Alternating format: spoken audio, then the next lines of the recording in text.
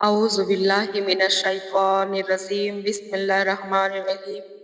అనంత కరుణామయుడు అపార కృపాశీలుడు అయిన అల్లాహ్ పేరుతో ప్రారంభిస్తున్నాను. అల్హమ్దులిల్లాహి రబ్బిల్ ఆలమీన్ వస్సలాతు వస్సలాము అలా సయ్యిదిల్ ముర్సలీన్ అమ్మా బాద్. రబ్బి షహ్లి సద్రి వయశ్శిర్లి అమ్రి వహ్లుల్ ఉక్దతం మిన్ లిసాని యఫ్కహూ ఖౌలి.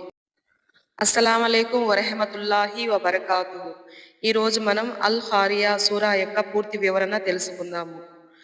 సూరాలోకి వెళ్లే ముందు నా ఛానల్ని సబ్స్క్రైబ్ చేయండి, లైక్ చేయండి, షేర్ చేయండి మరియు కామెంట్స్ కూడా పెట్టండి.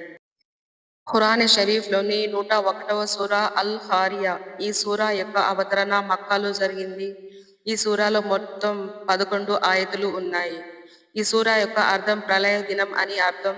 దీనిలో ఒక రుకు ఉంది. ఔజు బిల్లాహి మినష్ షైత్వానిర్ రజీం. బిస్మిల్లాహిర్ రహ్మానిర్ రహీం. అనంత కరుణామయుడు అపార కృపాశీలుడు అయిన అల్లాహ్ పేరుతో ప్రారంభిస్తున్నాను. అల్ ఖారియా అదొక మహా ఉపద్రవం.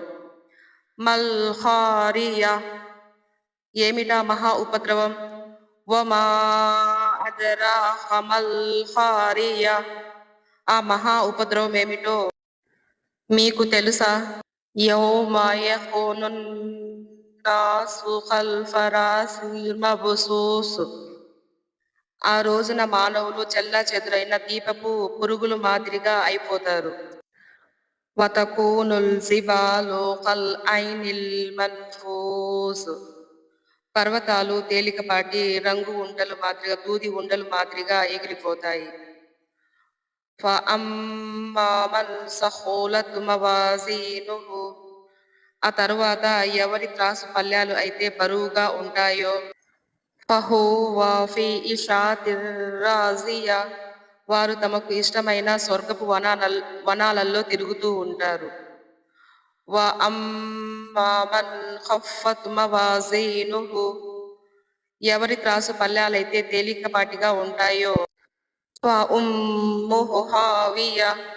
వారి నివాస స్థలం లోతైన గొయ్యి ఉంటుంది. వమా అదరాక మా హియా. అదేమిటో మీకేమైనా తెలుసా? నారున్ హామియా. అది ఒక బగబగా మండే అగ్నిగుండం. ఇప్పుడు సూరా యొక్క తఫ్సీర్ అంటే వివరణ చూద్దాము. ఇబ్నే ఖసీర్ చెబుతున్నారు, అల్లా ఇక్కడ ప్రళయ దినం యొక్క తీవ్రతను మరియు భయంకరమైన దృశ్యాన్ని గురించి మనకు ఈ సూరాలో తెలియజేస్తున్నారు. అల్లా సుబ్హానహు వ తఆలా దీన్ని అల్ ఖారియా అని పిలిచారు. అంటే ఇది భూమికి బలంగా కంపింపచేస్తుంది లేదా భయంకరమైన శబ్దాలతో భూమి విరిగిపోతుంది. ఇది మానవుల హృదయాలను కుదిపివేస్తుంది. ఎంతగా అంటే బిడ్డకు పాలు పట్టే తల్లి కూడా ఆ భయానికి ఆ బిడ్డను విసిరి పడేస్తుంది. అంత భయంకరంగా ఉంటుంది తీర్పు దినం. పర్వతాలు దూది ఉండలు మాదిరిగా రంగురంగులుగా తేలిపోతాయి. ప్రపంచమంతా పూర్తిగా నాశనమైపోతుంది. అల్లా ఈ విషయాన్ని 3 సార్లు మాటిమాటికి చెప్పడం ద్వారా దీని భయాన్ని మరియు గాంభీర్యతను మనకు చూపిస్తారు. ఆ రోజున మానవులు ఎగిరే చిమటలు మాదిరిగా వ్యాపిస్తారు. తల్లికి బిడ్డ లేదు, భార్యకు భర్త లేడు, అన్నకు తమ్ముడు లేడు, ఏ బంధాలు అక్కడ ఉండవు. మానవులు ఎటు పడితే అటు పరుగులు తీస్తారు. అయోమయంలో, భయంతో ఎటు పోవాలో తెలియని పరిస్థితి అది. పర్వతాలు సైతం ఎగిరిపోతాయి. పర్వతాలు ఒకప్పుడు దృఢంగా, బలంగా భూమిలో పాతి పెట్టుకుని ఉంటాయి మేకులు మాదిరిగా. కానీ ప్రళయ దినం నాడు అవి తేలికపాటి చిన్న చిన్న దూది ఉండల మాదిరిగా విచ్ఛిన్నమైపోతాయి, గాలిలో ఎగిరిపోతాయి. ఇది అల్లా సుబ్హానహు వ తఆలా యొక్క సూచన. ఇది ఎంత పెద్ద వస్తువు అయినా అల్లా ఆజ్ఞతో నాశనమైపోతుంది. ఎటు చూసినా భయంకరమైన శబ్దాలు, భూమి ఆకాశాలు సర్వం నాశనమైపోతాయి. తరువాత తీర్పు దినం మొదలవుతుంది.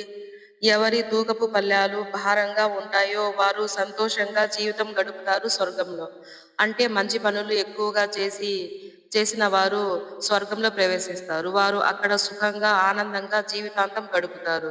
ఇది అల్లా కరుణ వలన, ఆయన దయ వలన వారికి నిత్యం లభిస్తుంది ఈ జీవితం.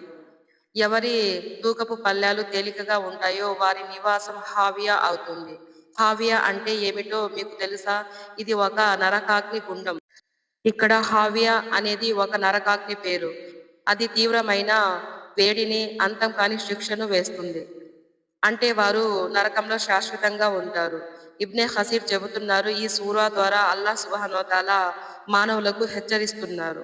మనం భూమిపై బతికి ఉన్నప్పుడు చేసిన ప్రతి పనిని తూకం వేయబడుతుంది. ఎవరి పనులు తేలికగా ఉంటాయో వారు తీవ్రమైన శిక్షకు గురి అవుతారు. మరియు మంచి పనులు చేసిన వారు స్వర్గవనాలలో ప్రవేశిస్తారు. చూడండి, ఇక్కడ ప్రళయ దినం నిజమైనది. అది ఒక భయంకరమైన సత్యమైన సంఘటన.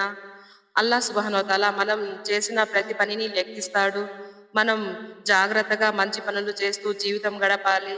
మన మంచి పనులు త్రాసు పళ్ళెం బరువుగా ఉంటే స్వర్గవనాలు లభిస్తాయి.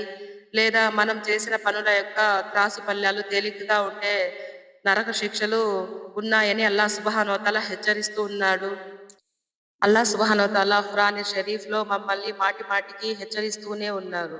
స్వర్గ నరకాలు మీకోసం సిద్ధం చేసి ఉంచాము అని. ఖురాన్ షరీఫ్ ఈ రోజుటి పుస్తకం కాదు. ఖురాన్ షరీఫ్ పుట్టి దాదాపు 1400 సంవత్సరాలు అవుతుంది.